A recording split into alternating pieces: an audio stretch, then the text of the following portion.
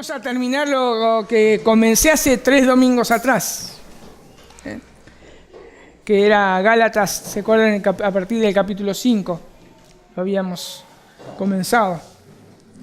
Y vamos a estar leyendo nuevamente Gálatas capítulo 6, desde el versículo 1. Nosotros hoy vamos a estar viendo el versículo 6, porque desde el versículo 1 al 5 lo vimos el domingo pasado. Pero vamos a leer a partir del capítulo 1, y dice así: hermanos, si alguno fuere sorprendido en alguna falta, vosotros que sois espirituales, restauradle con espíritu de mansedumbre, considerándote a ti mismo, no seas que tú también seas tentado. Sobrellevad los unos las cargas de los otros, y cumplid así la ley de Cristo. Porque el que se cree ser algo no siendo nada, a sí mismo se engaña. Así que cada uno someta a prueba su propia obra, y entonces tendrá motivo de gloriarse solo respecto de sí mismo y no en otro. Porque cada uno llevará su propia carga. El que es enseñado en la palabra, haga partícipe de toda cosa buena al que lo instruye. No os engañéis, Dios no puede ser burlado, pues todo lo que el hombre sembrare, eso también segará. Porque el que siembra para su carne, de la carne segará corrupción. Mas el que siembra para el Espíritu, del Espíritu segará vida eterna. No nos cansemos, pues, de hacer bien, porque a su tiempo segaremos, si no desmayamos. Así que, según tengamos oportunidad, hagamos bien a todos, y mayormente a los de la familia de la fe. Todos aquellos que fueron libertados de la esclavitud del pecado son personas obviamente libres y que libremente pueden vivir bajo la guía del Espíritu Santo y pueden servirse unos a otros en amor. Y además cada cristiano, habíamos visto, debe ser responsable de examinar su caminar diario, a ver si se acomoda o se conforma a las normas del reino de Dios. Pero ¿qué pasaba cuando alguien perdía ese rumbo? Bien, ahí estamos nosotros para poder servirle, como dice el versículo 1 ahí, ¿no? Que es la restauración, restaurando a un hermano que fue sorprendido por el pecado. ¿Por qué era la causa? Porque él había bajado la guardia. Entonces nosotros le servimos en la restauración. Y esa restauración, ¿cómo se debía llevar a cabo? Con humildad, porque no somos mejores que ellos. No somos mejores. Nosotros también podemos caer o ser sorprendidos por el mismo pecado. Por esa razón, nosotros debemos andar cautelosos, debemos estar examinándonos, debemos estar atentos, porque nuestro corazón también nos puede engañar. Este servicio, el de restaurar a mi hermano, es ayudarle a llevar la carga, esa carga pesada, esa carga que lo agobia, la carga del pecado, y lo tenemos que ayudar hasta llegar a los pies de la cruz. Y también debemos enseñarle a ser más cuidadosos, Obviamente que esta restauración que conlleva una exhortación y también una enseñanza está demostrando que hay un poco más de luz o un poco más de madurez que mi hermano. Pero eso no nos da piedra libre para que nosotros nos podamos enorgullecernos o para que nosotros le echemos en cara para decirle: mirá, fulanito, aprendé de mí, porque vos sos un carnal. No, si nosotros tenemos algo bueno o pudimos tener un poco más de luz o ser un poco más maduros, es por la gracia de Dios. No es por méritos propios. Es por la gracia de Dios. Por eso Pablo le decía en el versículo 4, así que cada uno someta a prueba su propia obra y entonces tendrá motivo de gloriarse solo respecto de sí mismo y no en otros. Entonces, una de las formas de servirnos es por medio de la restauración. Ayudar a llevar la carga del otro. Eso es lo que estuvimos viendo la otra vez. Ese es el primer servicio que nosotros tenemos que hacer. Ahora, ¿pero qué otro tipo de servicio podemos dar? Bueno, vayan ahí al versículo 6. Dice, el que es enseñado en la palabra, haga partícipe de toda cosa buena al que lo instruye. Este tipo de servicio es el principio de reciprocidad. Pablo se dirige ahí a todas aquellas personas que son enseñadas, que son instruidas en el camino del Señor, aquellas que están siendo formadas en la palabra. A ellas se les exhorta a ser partícipes, dice, a ser partícipes. Y entiéndase esto, que este es un verbo presente activo. No es que yo hago partícipe de vez en cuando, sino en forma continua, Ellos debían hacer partícipes, dice, de toda cosa buena al que lo instruía. Continuamente. Y ahora, ¿qué son o cuáles son esas cosas buenas? Esas cosas buenas son las bendiciones de Dios que ellos reciben. Las bendiciones de Dios que ellos reciben. Y realmente no son pocas las bendiciones de Dios que reciben sus hijos. Son muchas las bendiciones de Dios que nosotros recibimos. Y estas bendiciones no eran simplemente o no son simplemente para acaparárselas uno. Como bien individualistas que nos muestra este mundo y a veces que nosotros somos bien individualistas. Obviamente que nosotros somos seres individuales, ¿no? Pero cuando alguien se ha arrepentido de sus pecados, alguien ha venido en fe y creído en la obra del Señor Jesús, fueron libertados del pecado, ellos también fueron introducidos en un cuerpo. Fueron introducidos en el cuerpo de Cristo, que es la iglesia. Por eso no podemos ser individualistas. Entonces estas bendiciones de parte de Dios deben ser administradas. Y una de las partes estas de la administración es compartir. Es compartir, incluyendo los bienes materiales. En este sentido de reciprocidad es común en las Escrituras y aquí lo observamos muy bien. Fíjense, si nosotros notamos, ahí Dios está usando a una persona para bendecir a otra por medio de la enseñanza. Ahora el enseñado bendice con toda cosa buena a aquel que lo instruye.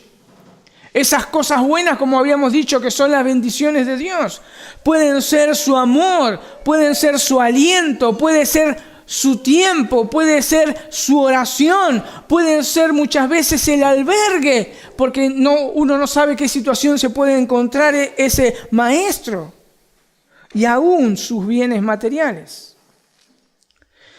¿Y por qué estas personas pueden hacer esto? Porque son guiados por el Espíritu. Porque son guiados por el Espíritu. Y por medio de Él pueden controlar, por ejemplo, su avaricia. Pueden controlar su egoísmo. ¿Por qué? Porque tienen dominio propio. Y porque tienen amor, que son una de las características del fruto del Espíritu Santo. Por eso, por esa razón, nosotros libremente compartimos toda cosa buena. Toda cosa buena. Y en este caso en particular es con sus maestros. Obviamente que este versículo bíblico a veces me ha incomodado mucho porque va a estar hablando prácticamente de nosotros. Pero es lo que la palabra de Dios nos enseña.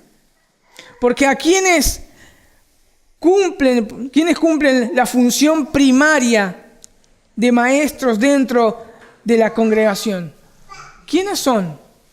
Aquellos que el mismo Señor Jesús ha regalado a través de su victoria a la iglesia. Ellos fueron dotados, fueron comprados por esa victoria y fueron dotados con ciertos dones para poder estar ministrando para el beneficio de la iglesia. Eso lo habla muy bien Pablo en su carta a los Efesios, en el capítulo 4. Pero vayamos ahí un cachito a Efesios 4, versículo 11.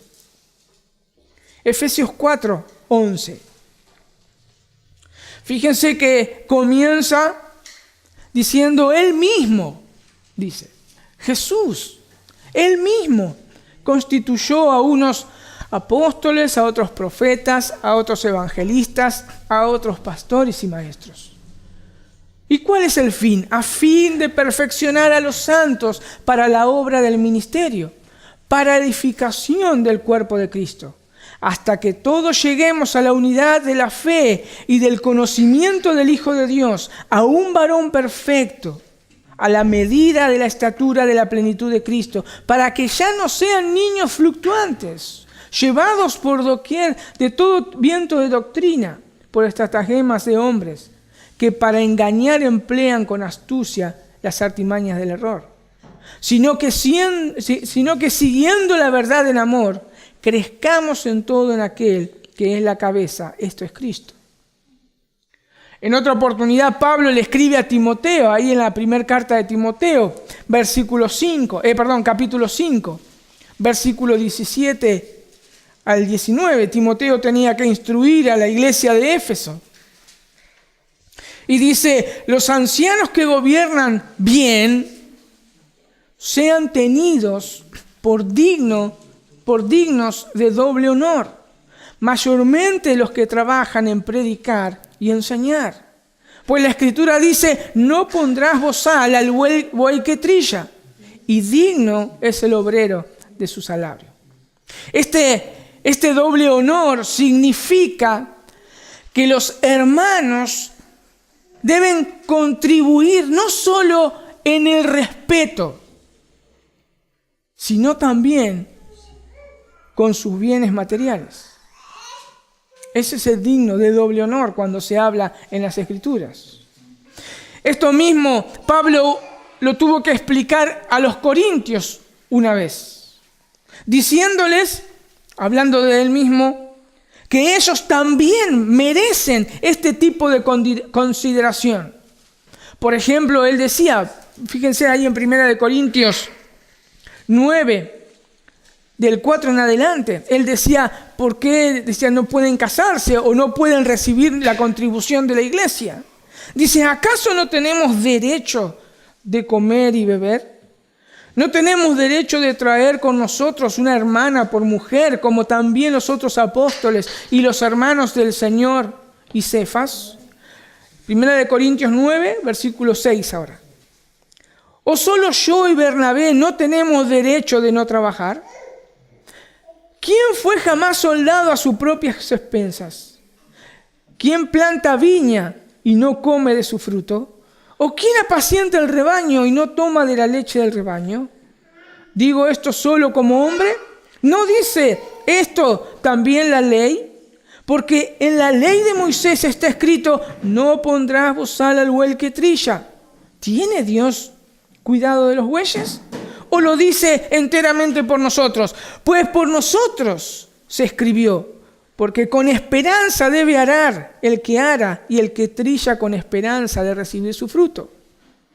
Si nosotros sembramos entre vosotros lo espiritual, ¿es gran cosa si segáremos de vosotros lo material? Si otros participan de este derecho sobre vosotros, ¿cuánto más nosotros? Pero no hemos usado este derecho, sino que lo soportamos todo por no poner ningún obstáculo al Evangelio de Cristo. ¿No sabéis que los que trabajan en las cosas sagradas comen del templo y que los que sirven en del altar participan? Así también ordenó el Señor a los que anuncian el Evangelio que vivan del Evangelio. Pero yo de nada de esto me he aprovechado, ni tampoco he escrito esto para que se haga así conmigo, porque prefiero morir antes que nadie desvanezca esta mi gloria. Pues si anuncio el Evangelio no tengo por qué gloriarme, porque me es impuesta necesidad, y ay de mí si no anunciar el Evangelio. Por lo cual, si lo hago de buena voluntad, recompensa tendré, pero si de mala voluntad, la comisión me ha sido encomendada. ¿Cuál es mi galardón?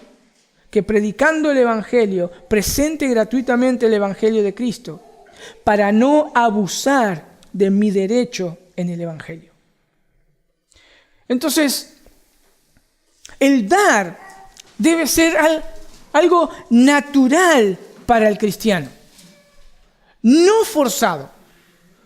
No forzado, porque si lo hace forzado puede caer lo que se llama el legalismo. Esto es, lo hace muchas veces para ganarse el favor de Dios, o lo hace para decirles a otros, mirá cuánto doy, o mirá las cosas que yo hago, para refregárselo después en la cara y para también decirle, ves, vos me tenés que seguir a mí, mirame a mí, porque vos sos un carnal. En cambio, esto lo hacemos porque somos libres para hacerlo. Esto lo hacemos porque amamos a aquel que nos amó gratuitamente y se dio por nosotros. Por eso lo hacemos. Por eso lo hacemos. Esta es otra manera entonces de servirnos mutuamente. Cuando alguno bendice a otro por medio de la enseñanza, el enseñado comparte toda cosa buena a su instructor. Ese es el principio de reciprocidad. Ahora, ¿por qué Pablo les da una advertencia al enseñarles este principio? Fíjense ahí el versículo 7. No os engañéis, Dios no puede ser burlado, pues todo lo que el hombre sembrare, eso también segará. Quizás puede ser que esta advertencia se haya dicho porque ellos no estaban practicando esto. Y seguramente se estaban excusando del por qué no practicaban. Recordemos que estos hermanos en Gálatas estaban siendo presionados por aquellos legalistas que lo querían hacer circuncidar para no ser perseguidos. Y por el otro lado tenían aquellos liberales que los presionaban también para que ellos sean libertinos en su manera de vivir. Y Pablo les está diciendo, como dice la versión de las Américas, no os dejéis engañar. No os dejéis engañar. En otras palabras, tengan cuidado de darle lugar al pecado y justificarse. Tengan cuidado de darle lugar al pecado y justificarse, porque haciendo eso, porque al hacer eso, estaban ignorando algo mucho más grande, que es ignorar la omnisciencia de Dios. Por eso dice, Dios no puede ser burlado. O como dice la Biblia de las Américas, de Dios nadie se burla. Tengan cuidado. ¿Quién se puede escapar de la presencia de Dios? ¿Quién se puede escapar de la presencia de Dios? ¿Quién puede poner excusas para no cumplir su deber? Nadie puede. Nadie puede. Y esto nos deja algo práctico para nosotros hoy. Antes de argumentar justificando nuestro pecado, para no reconocer que fallamos en nuestro deber, lo que debemos hacer es dejar que el Espíritu Santo pueda estar hablándonos a nuestro corazón por medio de la palabra, o que el Espíritu Santo use a un hermano para decirnos, mirá, estás fallando en esto, también por medio de la palabra. Y entonces, ¿qué podemos hacer? Parar un poco las revoluciones, reflexionar, orar, teniendo siempre presente este principio, que Dios conoce lo más profundo de nuestro ser. Él conoce las intenciones de nuestro corazón. Tenemos que tener cuidado. Sabiamente, el apóstol Pablo, para explicar su punto, describe las acciones de las personas con aquel ejemplo del hombre que trabaja en el campo. Fíjense, dice, pues todo lo que el hombre sembrare, eso también segará. Esta regla de la siembra y de la cosecha no solo se aplica a los cristianos, sino se aplica a toda la humanidad. A toda la humanidad se aplica esta regla que nosotros encontramos en la Biblia. Por eso, Dios no va a dejar impune a aquellos que se quieran burlar de Él. Si observamos nosotros el versículo 8, nos recuerda lo que el apóstol Pablo les había dicho en el versículo 21 del capítulo 5. Es muy parecido. En ese momento, Pablo les hace ver, para que no se olviden y para que lo tengan bien en mente, bien claro, ¿qué les sucede a aquellos que no son cristianos y andan según la carne o según su naturaleza? Les dice, Él les indica su fin. Les dice, no entrarán en el reino de Dios. Eso le dice ahí en el capítulo 5. Eso se los da, es una advertencia que le da a los cristianos para que lo tengan en cuenta. Ahora lo que hace Pablo, toma la imagen de la siembra y la cosecha y les enseña el mismo principio, pero desde otra perspectiva. Dice, porque el que siembra para su carne, de la carne segará corrupción. Mas el que siembra para el Espíritu, del Espíritu segará vida eterna. El sembrar para la carne, dice Pablo, trae ¿qué? Destrucción eterna. Destrucción eterna. Así como le dijo anteriormente, aquellos que practican el pecado, aquellos que practican y hacen satisfacer los deseos de la carne, ellos no entrarán en el reino de Dios. Esto es lo mismo. Esta es la destrucción que van a tener. No entrarán en el reino de Dios. Ellos van a cegar corrupción eterna. Por otro lado, los que siembran para el Espíritu cosecharán vida eterna. Nuestra cosecha la vamos a ver en su plenitud cuando estemos con Él. Vida eterna. Vida eterna. Obviamente que por el contexto de la carta, Pablo no está diciendo que aquellos que hacen las cosas bien van a heredar la vida eterna. Eso no me lo permite el contexto de la carta. Más bien, los que han sido justificados por la fe, los que han recibido el don del Espíritu Santo y que ahora tienen el poder, ahora tienen la ayuda para caminar en santidad, tienen un fin: cosechar la vida eterna. Esos son. De la misma manera, este es un ejemplo para nosotros de la siembra y la cosecha. Debe estar siempre presente en nuestras mentes, porque nos muestra cuáles son los dos fines: el que siembra para la carne y el que siembra para el Espíritu. Siempre debe estar presente. ¿Y qué impacto debería tener en nuestras vidas esta advertencia? Para un cristiano, esto debería animarlo, debería alentarlo a estar atento, a no dejarse engañar por la carne, por los deseos de la carne, no dejarse engañar por su corazón y seguir sembrando continuamente para el Espíritu. Aliento debería traer eso, porque vemos las consecuencias de aquellos que están sembrando para la carne. Aliento a caminar más en santidad, agradándole a nuestro Señor. Pero los que no están haciendo esto, debería traer escalofríos, porque se presentarán un día delante de aquel que se quisieron burlar. Dios no puede ser burlado. Terror le tendría que dar. Dejándoles este principio de siembra y cosecha en sus mentes, Pablo comienza nuevamente a alentar a los cristianos y a mirar más allá. Dice el versículo 9, no nos cansemos, pues, de hacer bien. ¿Por qué? Porque a su tiempo segaremos si no desmayamos.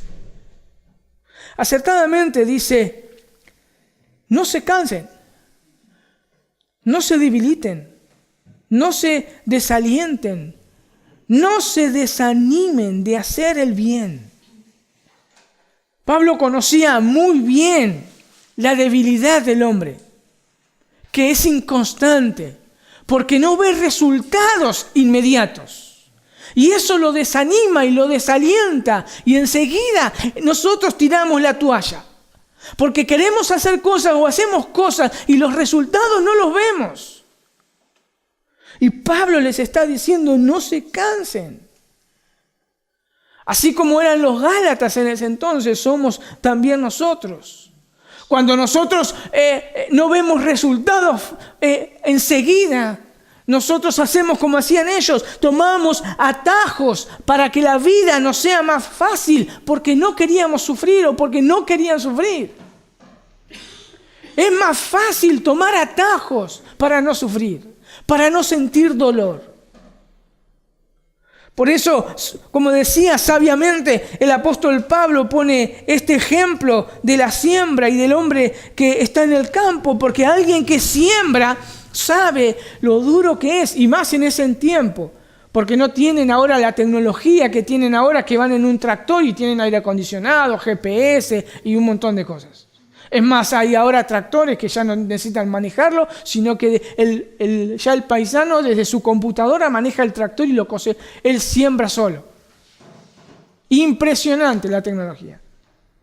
En esa época no era así. Sabía muy bien lo que es estar ahí sembrando, pero este mismo hombre también sabía que debía esperar con paciencia el tiempo justo para poder cosechar. Con paciencia debía esperar este labrador. ¿Cuántas veces nos desanimamos porque no vemos los resultados que esperamos cuando estamos ayudando a una persona? Estamos ahí enseñándole continuamente, apoyándolo, y no pasa nada, y no pasa nada, y nos desalienta muchas veces. O cuando no vemos resultados en nuestros hijos, cuando le estamos encaminando y invertimos tiempo para enseñarles en los caminos del Señor, y tenemos que ir una y otra vez, y otra vez, y otra vez. Y no vemos resultados y nos desanima, nos desalienta. No queremos seguir más. O como se desanima una mujer que tiene a su esposo inconverso y ella ora día y noche para que su esposo se convierta y los resultados no se ven. Nos cansa. Nos desalienta, nos desanima, pero Pablo nos está diciendo, no nos cansemos pues de hacer el bien, porque a su tiempo segaremos si nos desmayamos. A su tiempo vamos a segar.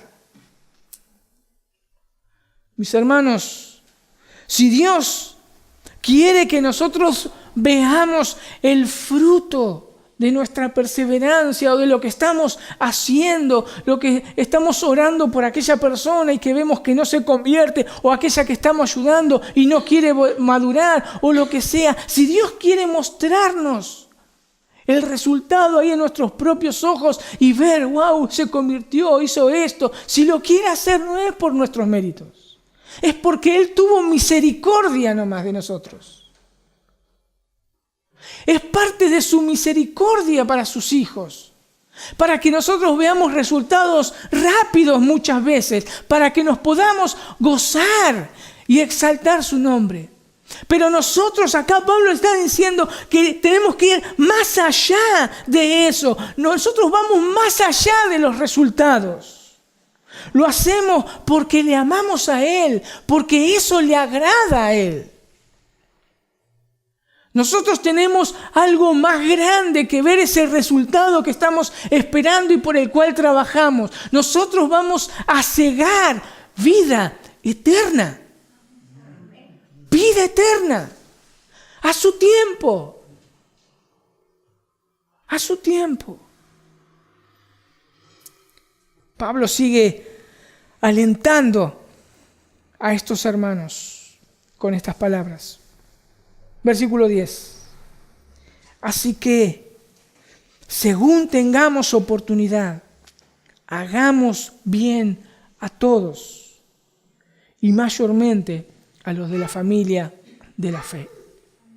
Pablo le está diciendo, cada vez que tengan alguna oportunidad, un minuto de tiempo, ese tiempo que tenés en el lugar donde estás, hagan el bien. Hagan el bien. Ahora, ¿a quién debemos ayudar o servir? A todos, dice Pablo. A todos.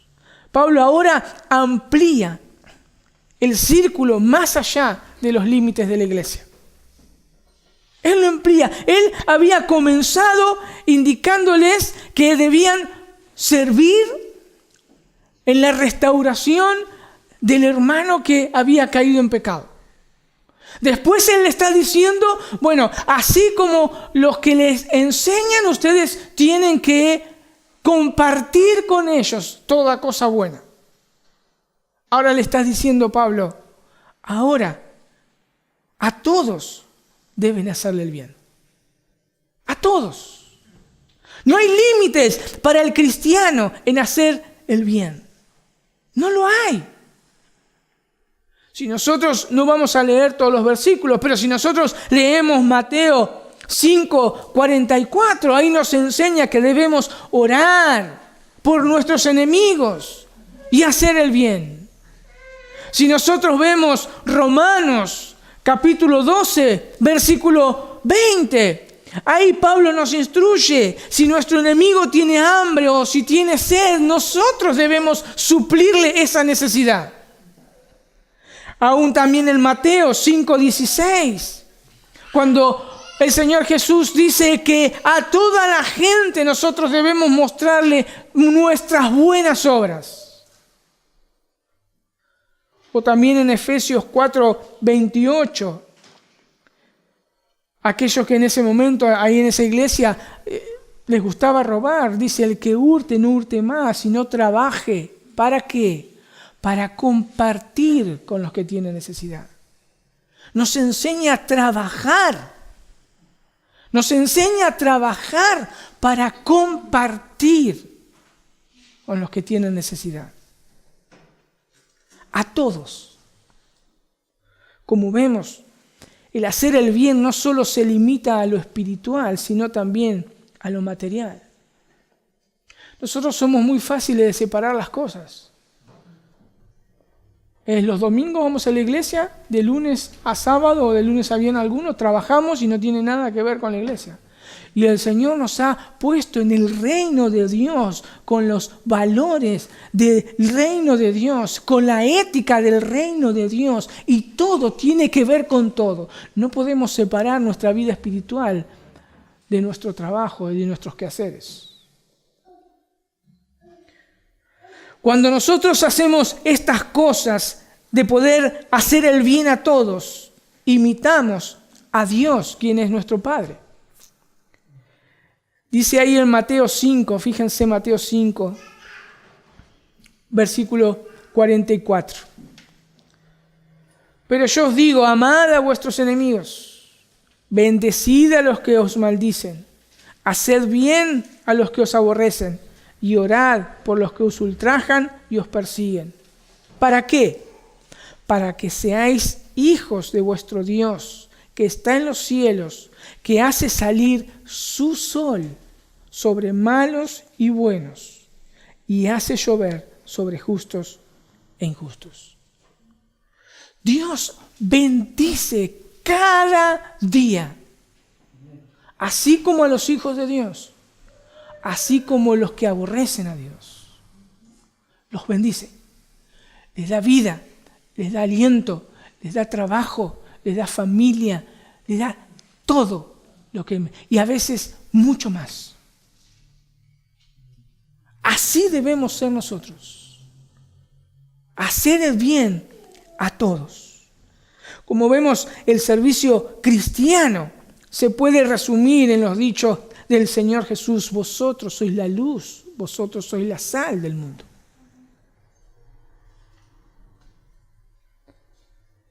Para terminar, Pablo agrega una nota mayor. Pablo extiende algo acá en estas palabras como el superlativo de lo que él podía encontrar en una palabra, para que nuevamente vuelvan a enfocarse cuál es su prioridad, y mayormente a los de la familia de la fe. Ante todo, ante cualquier cosa, porque la traducción todavía aún se queda corta, mayormente. Ahí está hablando, por eso habla de superlativo, está hablando de algo que es lo que su mente, sus fuerzas tienen que estar siempre presentes, mayormente a los de la familia de la fe. El cristiano debe velar por su hermano. El cristiano debe velar por su bien, por el bien del hermano, porque son parte de la familia de Dios. Y Dios usa a sus hijos para bendecirse mutuamente. Acompáñenme ahí al Salmo 133, que también es una canción. Dice, mirad, dice el salmista, exclamando con sorpresa, mirad cuán bueno y cuán delicioso es habitar los hermanos juntos en armonía. Es un grito que sale de lo más profundo de su ser.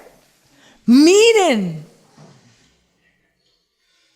Es como el buen óleo sobre la cabeza, el cual desciende sobre la barba de Aarón, y baja hasta el borde de sus vestiduras, como el rocío de Hermón, que desciende sobre los montes de Sión. Porque allí envía Jehová bendición y vida eterna. Es por medio de cada uno de nosotros que Dios bendice a sus hijos. Es así. Porque dice, es ahí donde Dios envía bendición y vida eterna. Por eso Pablo decía, no nos cansemos, pues, de hacer bien. No nos cansemos. Y más entre nosotros. Porque es ahí donde Dios envía bendición y vida eterna.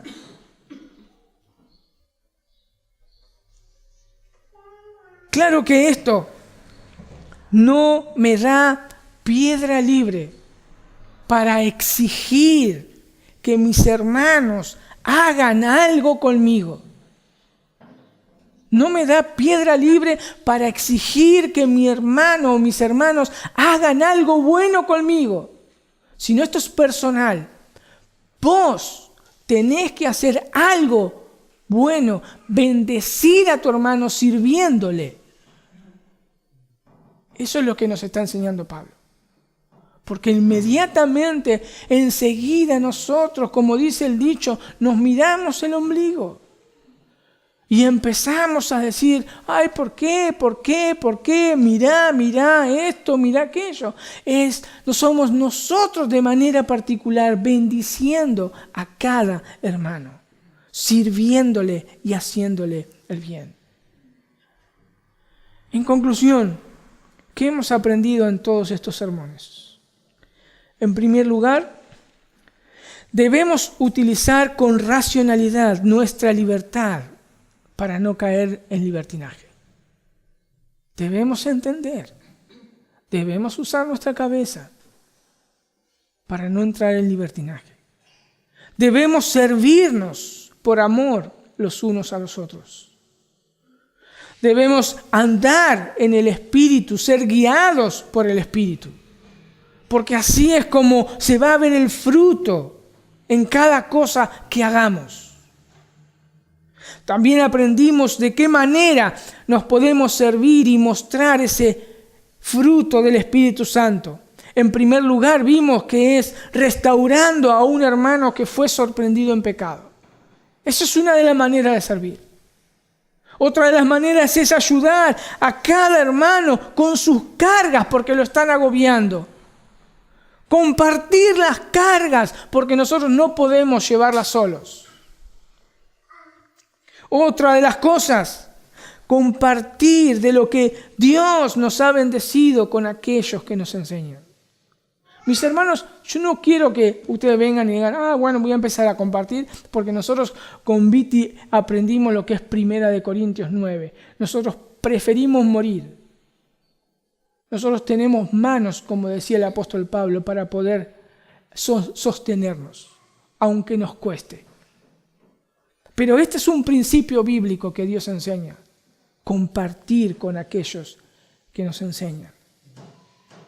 Hacer el bien a todos.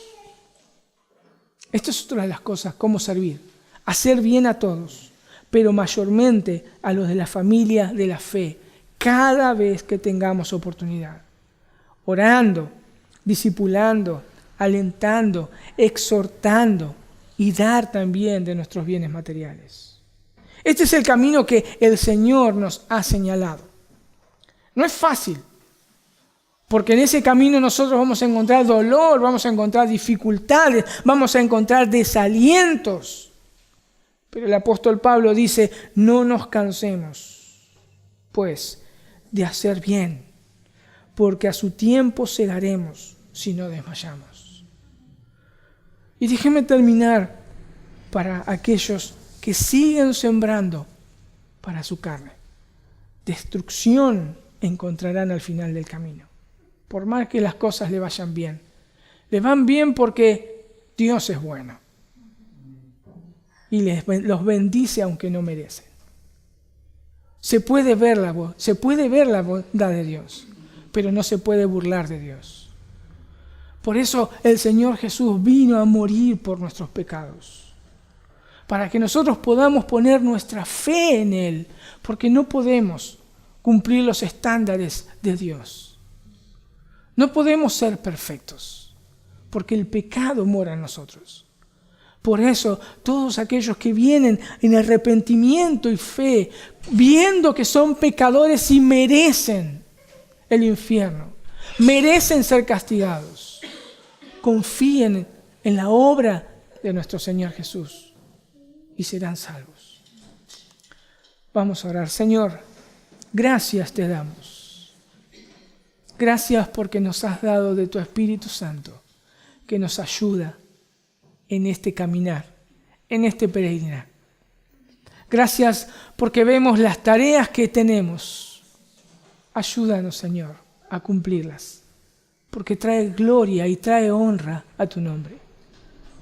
Ayúdanos a restaurar, ayúdanos a ayudarnos, ayúdanos a hacer el bien a todos y aprender a compartir con todos, Señor. Te alabamos, exaltamos tu nombre. En el nombre de Jesús. Amén.